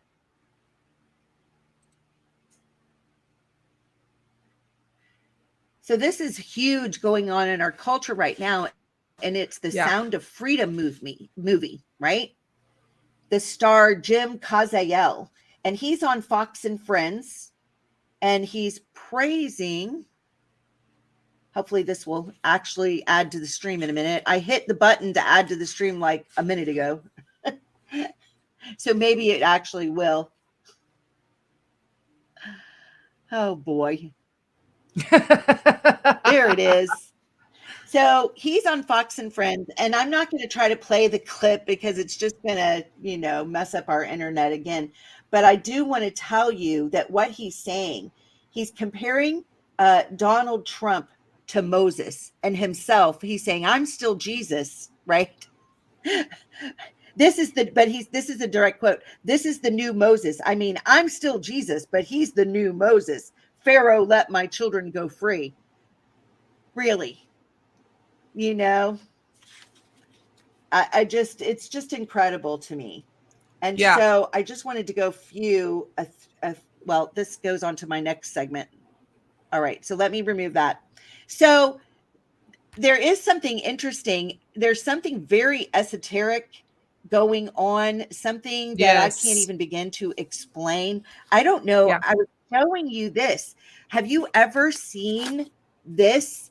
The Little Baron Trump novels that were written. This was this Ingersoll Lockwood was an occultist, right? From what I can glean. And so he's the one who's written these books back in 1896. He wrote a couple of them. This one is called 1900 or The Last President, right? So let me just read you a description of this. This is what I found about this. The Little Baron Trump novels and The Last President novel called 1900, written in 1896 by Ingersoll Lockwood. Ingersoll Lockwood is a late 1800s era author who wrote a series of eerily prescient books. I'm not sure that I'm saying that word right. That appear in some people's minds anyway to have foretold the rise of Donald Trump. It's pretty odd. 3 of Lockwood's books written before 1900 feature a character named Baron Trump, and the third is about the last president. One of Lockwood's books features an aristocratic boy protagonist by the name of Baron Trump, who some feel bears a resemblance to presidential son Baron Trump. Even weirder, Lockwood's Baron Trump journeys to Russia and is guided by a character named Dawn. The Tome, T-O-M-E is how it's written. The Tome is called Baron Trump's Marvelous Underground Journey. Interesting title. And you can find it for sale on Amazon. All right. Yeah. Another Lockwood book is Travels and Adventures of Little Baron Trump and His Wonder Dog Bulger, published in 1890. So I just thought it very, very interesting. There's just more going on than what we realize or can give credence to, right? Did you ever see before I go into sorry. No, go ahead. Did you ever see the Illuminati cards that had possibly had Donald Trump in them? The Illuminati cards. What was it? Tarot cards? Are they tarot cards or? So it was some sort of card game that came out in the 80s, and it was a deck of cards, and people have been looking at the cards and seeing that they literally have images of stuff like 9/11 on them. So how would they know that unless they were foretelling us, So there is supposedly a couple of cards that show Donald Trump. So I didn't know if you had seen those or not, but one of them is him standing in front of adoring people, just looking up at him like, oh, and like him saying, and him saying enough is enough, which I don't know if you've seen compilation videos of him saying that phrase over and over. He uses it in his 2016 campaign for presidency. Before he won presidency in 2016. So he used it over and over. Enough is enough. Enough is enough. And so that card shows just like a face of someone like that, and it says enough is enough, and that's what the card says. So you kind of don't know who it is, but people have, wondered, is that Trump pointing at himself? I'm that card, and so like you said, there's a whole lot of stuff going on here. We could talk for hours and hours and hours. And there is, I know. And you and I talked about this. I certainly went to the polls in 2016 and cast my vote for Donald Trump, because the alternative would have been Hillary Clinton with president. And I knew, I sure didn't want that, because evil was absolutely radiating off her. I had questions concerning Donald Trump, but being a patriotic American, I was going to go, do what I thought is the right thing to do. And I still think it was probably the right thing to do. And maybe it was mercy, because gosh knows what would have happened had she been. But at this point, when we saw his presidency and we saw what happened in 2020, and we claim what he is glorying in being the father of, that gave me great, the harm in the arm, that gave me great, caution and checks in my spirit. And, oh no, we are in a mess that is, politics is not going to solve at this point. Right. Yeah. So I just want to say this, and I'll let you move on to your next topic. But I just wanted to say that when Obama became president, that was when I started questioning whether or not our votes counted, and started thinking that everything that we are being shown was not actually, what's on the surface is not actually truth. And so even though that I did go and vote in 2016 and voted in 2020, I had questioned, is any of this true? And so my son, who went and voted, he voted for Yeshua in the write-in, he was like, I'm just going to vote for Yeshua because we're a part of his kingdom. And I was like, I really like that. So, so anyways, just wanted to say that I'm not sure that it's ever counted. I don't know. Maybe it has. Right. But I don't know. There's just I don't know. I'm not that high of a pay grade to know that. Yeah. I don't know. There's a lot of stuff I don't know. If it did count, like, when did it stop counting?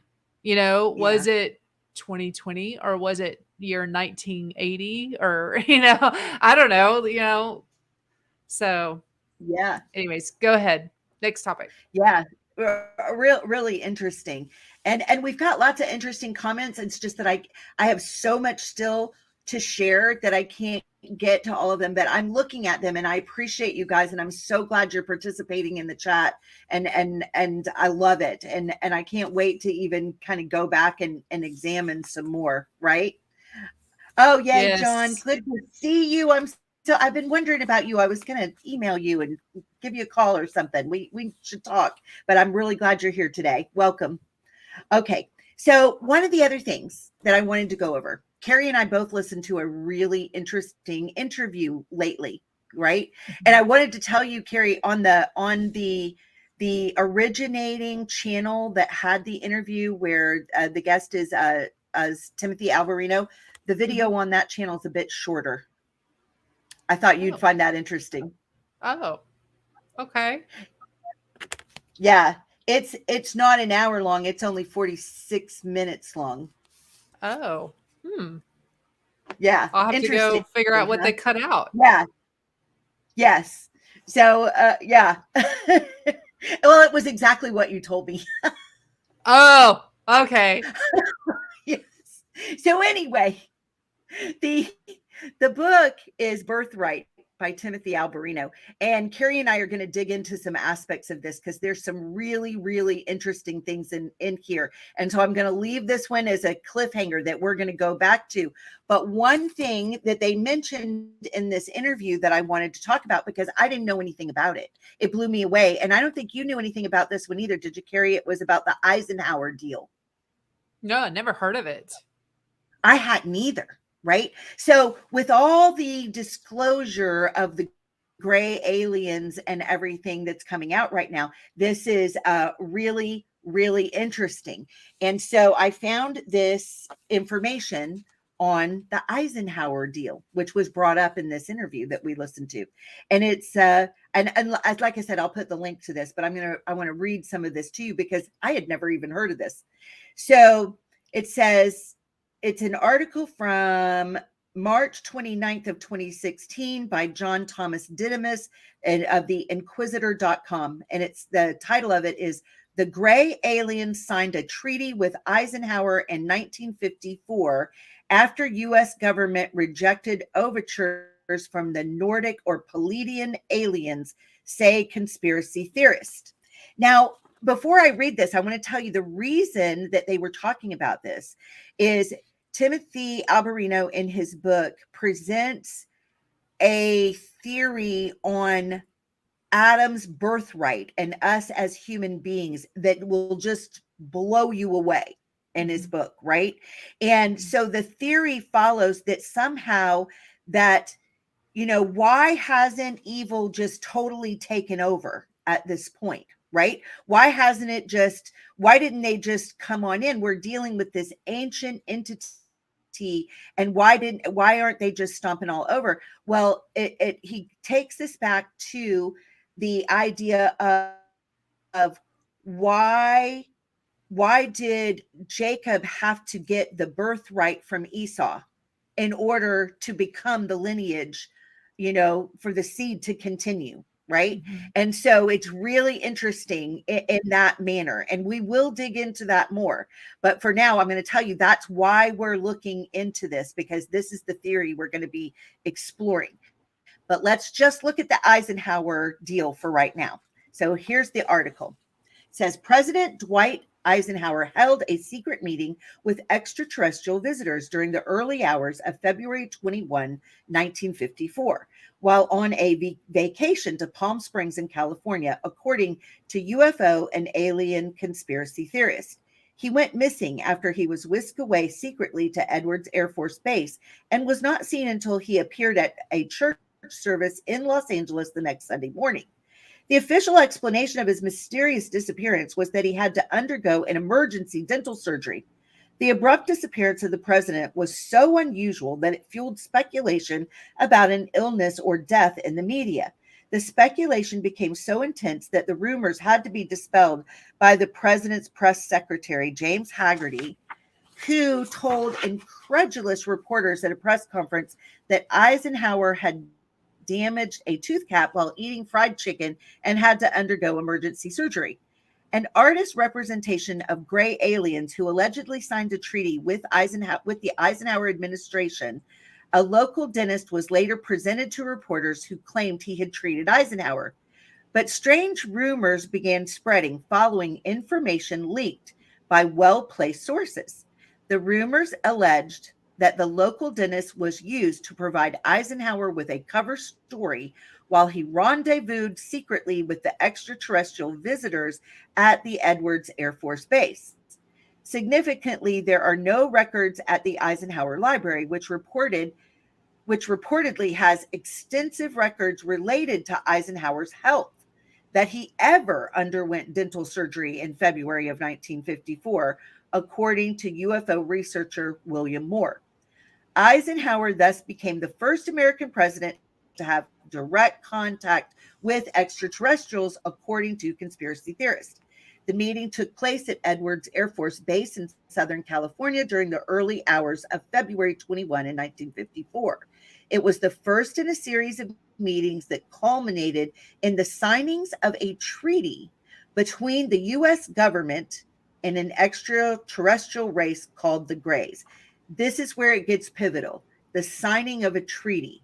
Okay. Mm-hmm. So this is the theory that Eisenhower made this treaty with alien beings, the Greys, in order that they could begin to abductions of American citizens, right? Like signing over a birthright. Okay. It's interesting when you look at the birth certificates and the whole theory of it all being in capital and the ancient law, from Great Britain, that makes you property of the country, able to be bought and sold as a commodity. Wow. Very interesting. The old laws on that, right? Yeah. Right. Because you're cattle. Yeah. So the first yeah, just like what you were talking about earlier, right? To where it's literally a legal thing, right? So the first contact meeting, as it is termed in UFO conspiracy theory circles, involved some intrigue. Eisenhower's secret first contact meeting on February 21, 1954, is believed to have been with the Nordic aliens known as the Palladian aliens, an advanced extraterrestrial race from the Pleiades star cluster with distinctive Nordic appearance, such as fair hair, blue eyes, and white skin. The two sides were unable to reach an agreement on the night of the first contact, and the Greys took advantage of the failure by offering more favorable terms, right? So they're talking about two competing alien forces, right? The Nordics and the Greys. Blows my mind even thinking about this, right? All right. So the offer of the Greys allegedly led to the first treaty between humans and an extraterrestrial race. According to UFO conspiracy theorists, several pieces of circumstantial evidence add up to support claims that the Eisenhower administration held first contact meetings with extraterrestrial beings. The first circumstantial evidence was the awkward manner in which Eisenhower disappeared during the night of February 2021 in the midst of an unscheduled winter vacation in Palm Springs, California, and the clumsy efforts by officials to explain his disappearance. One of the first eyewitness testimonies came from Gerald Light, a writer and leading member of the community dedicated to metaphysical research. A letter circulated widely in the UFO and alien conspiracy community dated April 16th, 1954, is alleged to have been written by Gerald Light to Meade Lane, director of Borderland Sciences Research Foundation. In the letter, and the article that I'm going to link has a copy of the letter, Light allegedly claimed to have been one of a group of community leaders who was present at the first contact meeting with extraterrestrials at Edwards Air Force Base. The group of community leaders included Edwin Neuse, President Truman's chief economic advisor, Cardinal James Francis McIntyre, head of the Catholic Church in Los Angeles at the time, and 80-year-old Franklin Winthrop Allen, a former reporter with Hearst newspaper group. Wow. Light claimed in the letter he allegedly wrote to Lane that he recently returned from Muroc Airfield, now Edward Air Force Base. The letter contains a single reference to Ethereans, presumed to be the aliens, and it includes a comment about 5 separate and distinct types of aircraft being studied and handled by our Air Force officials with the assistance and permission of the Ethereans. The aircraft are believed to be alien UFOs stored at the facility for reverse engineering studies. There's a lot coming out about that right now, right? Yeah. A whole lot in our news is coming out about this right now. Right. The letter gives a vivid description of the bewilderment, confusion, and panic among the officials present at the meeting. UFO conspiracy theorists claim that Light's account reveals uncertainty about how to respond to the aliens and fears due to the Cold War, that the aliens could turn to the Soviets if the Americans spurned them. But it is claimed that Eisenhower finally decided to reject the proposals of the Nordic aliens he met at the first contact meeting at Edwards Air Force Base in February of 1954, and his administration eventually signed a treaty with the Greys who offered to transfer their technology exclusively to the United States. This makes sense of why Dr. Monzo is saying, when they're talking about the technology, well, we've just discovered, it was what you and I were talking about, Carrie. We've just discovered, and his point was, how did you just discover this if you invented it? Or did this come from somewhere else? Yeah. Right? I mean, obviously, our scientists don't understand the technology that they're so proud of having created. Right. Exactly. Because it's beyond their understanding. Right? Mm-hmm. Right. And I think that's what AI is as well. I don't think it stands for artificial intelligence. I think it stands for alien intelligence. And I know that that's like, I think you're right. I think that there's a whole lot that I think about that topic. That could be another show about AI. It will. We will continue to dig into this. All right. Yeah. But I'm going to finish the article. It says several whistleblowers claim to have seen documents signed at the meetings, while others claim they obtained information from inside sources. The different versions of what allegedly transpired at the first contact meetings leaked by the whistleblowers agree on certain major points, but differ in specific details. One of the best known whistleblowers, William Cooper, a former naval intelligence officer who allegedly had access to classified documents, claimed that the first contact meeting at Edward Air Force Base in February 1954 was the culmination of a series of events after astronomers discovered a fleet of huge UFOs approaching Earth in 1953. First mistaken for asteroids, they were later determined to be spaceships. I wish that I had time to finish this report for you, but I don't. It goes on for a little bit more, and I feel like I can't, continue on because there's one more thing I want to mention in this, right? And the document's going to be before I go on to wrap this up. The document's going to be the cited. Link will be in the description. Every link that I have mentioned today, when this broadcast ends this afternoon, I will take time to go back and I will add in all the links to the description so everybody can look at every single thing in detail, everything that we've talked about today. All right. Good deal. So, I just wanted to mention one more thing and before I wrap up, and that is the world coin, right? The new finance that's coming, right? And the fact that if you don't have right think, you're going to be cut out of this system, right? It is approaching faster than anybody can think. So I have one little thing on World Coin and just a couple of things to say. I'll add these links in. I'm not going to go into all of them right now, but I've got some links on them. One is from Zero Hedge. The title said, "It's time. OpenAI Sam Altman launches World Coin token to distinguish humans from bots." Another one says, "One big world government's coming for you and your money." This is by the independent sentinel.com. I have another article called "The Deeper Dive. The Cashless Society is Here." This is from thedailydoom.com. And then here's an article on Zero Hedge called "The Rise of Totalitarianism. Banks Denying Services Based on Your Political Views." All right. All of this is what's happening in our world right now.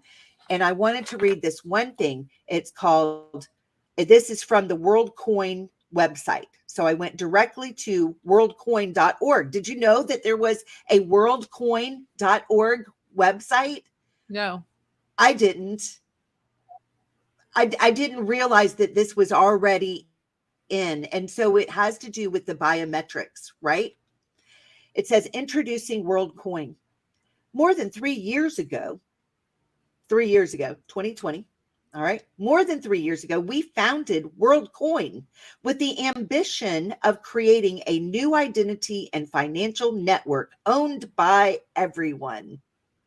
The rollout begins today.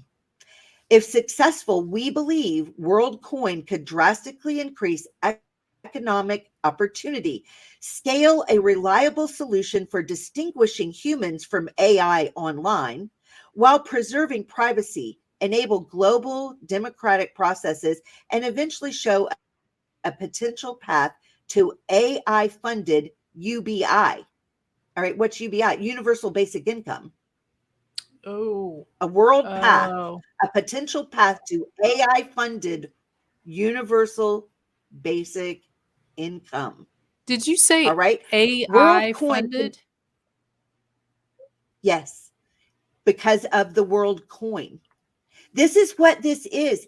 It's saying, well, we need to scan your eyeballs, right? To make before you log on to the internet. So what are they doing? They're saying, if you won't give us the ability to scan your eyeball to verify that you are human, which also is going to connect to your ability to have, you'll be rewarded by your participation with us doling out world coin to you, right? So that you can participate in buying and selling, right? And you'll be rewarded with your universal basic income for participating in the system to verify that you're actually human in order to keep the internet safe. And if you won't do it that way, you're not going to have access to the internet. So have AI you not is seen this? I mean, so AI is going to protect humanity from bots. Is that what it is? Yeah. The robots are going to protect the humans from the robots. Oh, Chelle, this stuff is just like I cannot. Well, but I'm not done. There's more, Carrie. I'm done. Goodbye. Click. I'm off. And we just lost Carrie. Yeah. All right. So let me read the rest of their description of what this is, and understand that I'm not talking about something that's coming. I'm talking about something that's here. Right. Okay. There's already, how many did I see? I think 10 banks already have switched over to this. I mean, it's here, right? Okay. So WorldCoin consists of a privacy-preserving digital identity, a world ID. I'm reading from their website. Okay. Not a conspiracy theorist website. I'm reading from the worldcoin.org website. Okay.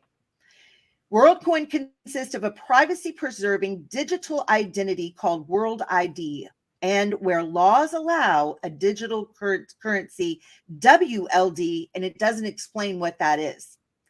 All right. Received simply for being human. We hope that where the rules are less clear, such as in the US, steps will be taken so more people can benefit from both. You can now download World App. It's already an app.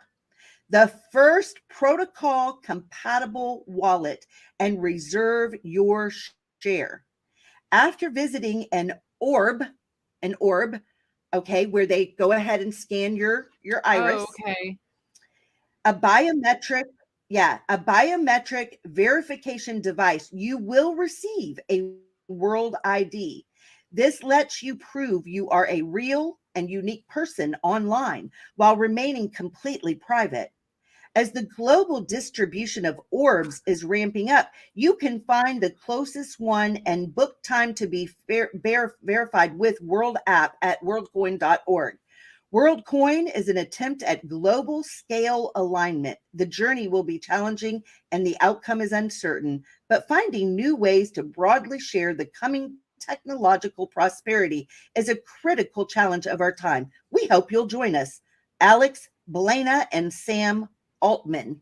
That's who has founded this. You've heard about that with Sam Altman, right? Yeah. I mean, he's all over the news. Just Google this and you will see this. Plus, you can follow these links. And I looked, and when you go to the website, you can find your nearest orb scanning center near you. And you can have a great career being an orb scanner.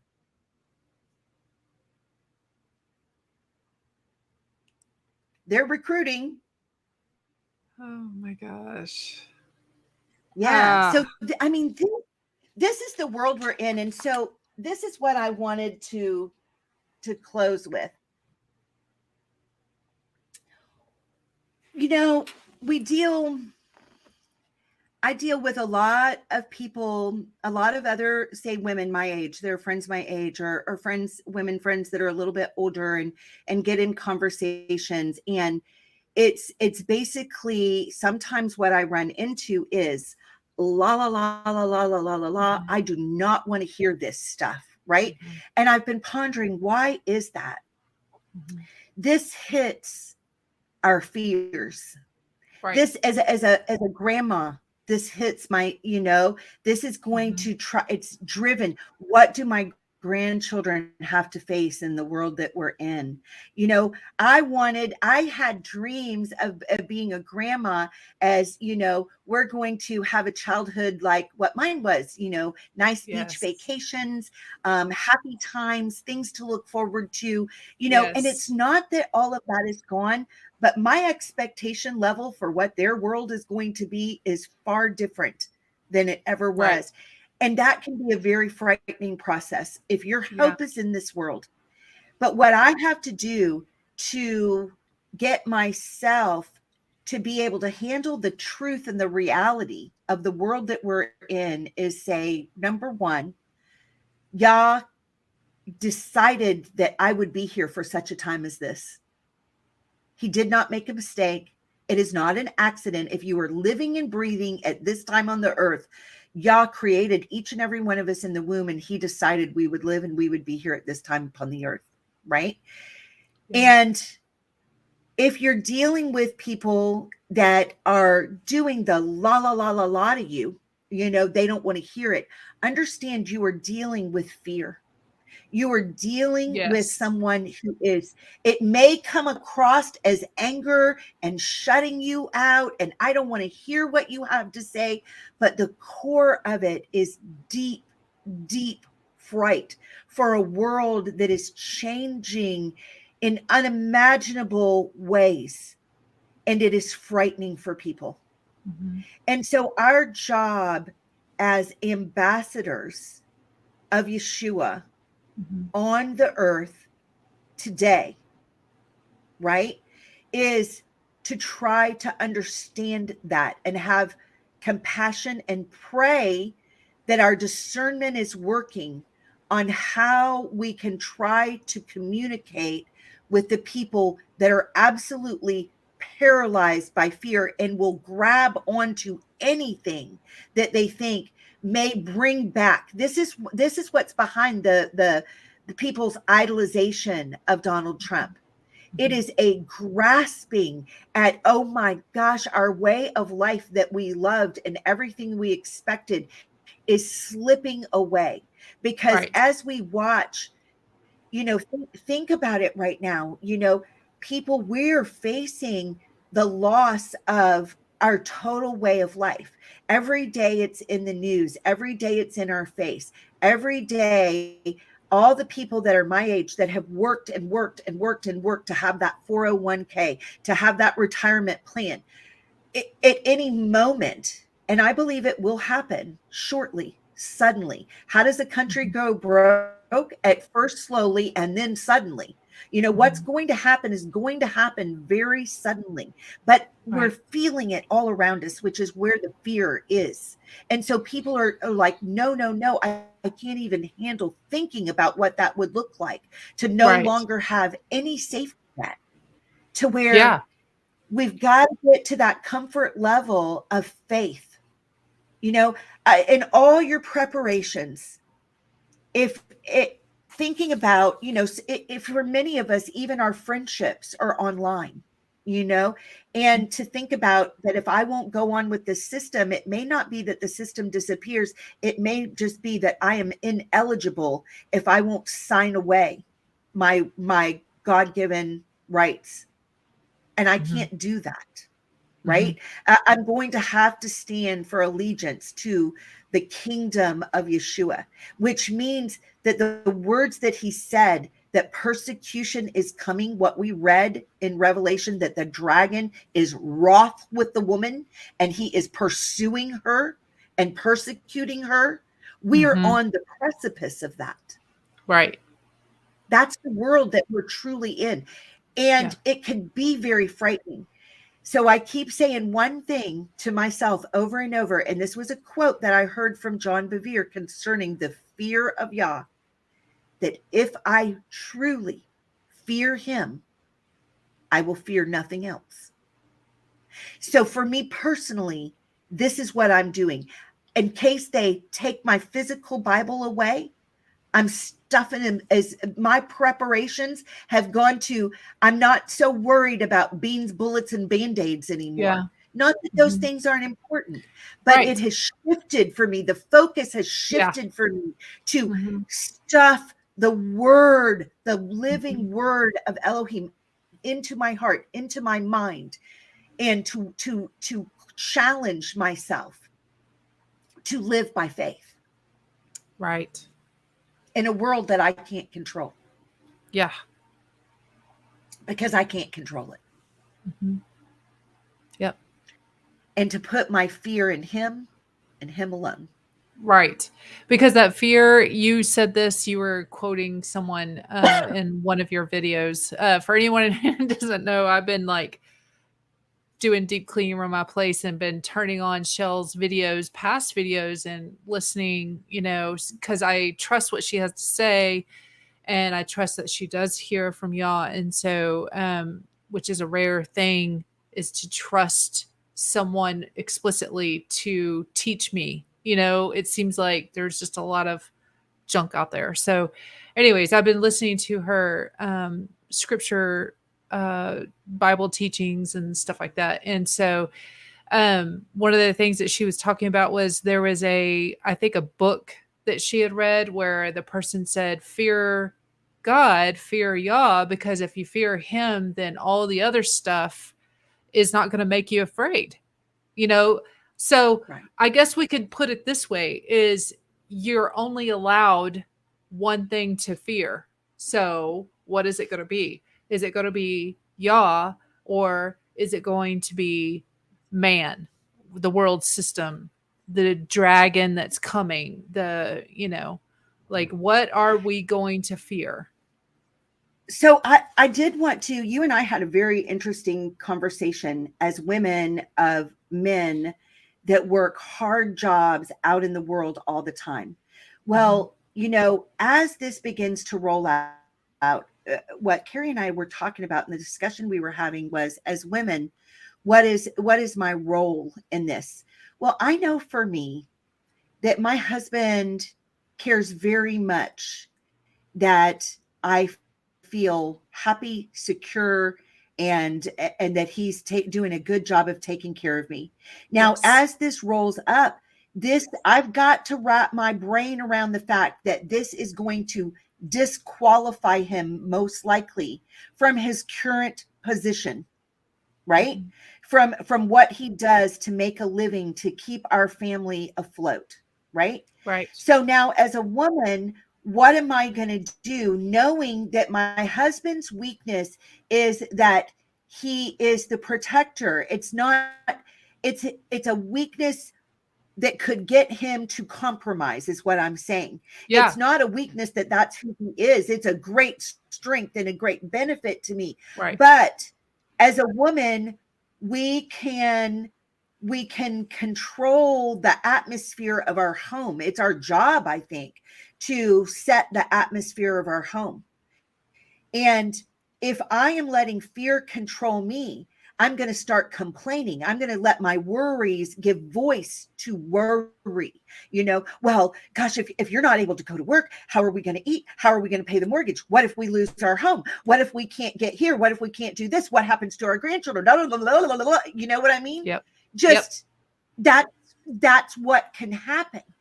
So I've got to get a grip on myself and be a woman of faith and say, I will not put that kind of pressure on my husband that could cause him to bow his knee to a tyrannical worldly system that is not Yah's system. I've got to stand in faith and say, okay, you've got to give up your job. All right, I get it. You know what? Yah has always had us to this point, and he will continue to have us.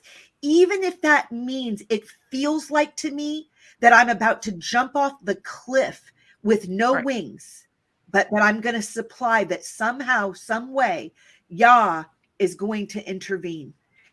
And that he's going to either provide me with wings or send an angel to swoop me up or whatever's necessary, you know, whatever it is. I've got to remember that this death is that's not the end of my story. It's the end of this flesh. I'm an eternal being. Right. And either I'm going to have the eternity. We were talking about this, Carrie, where every tear is wiped away.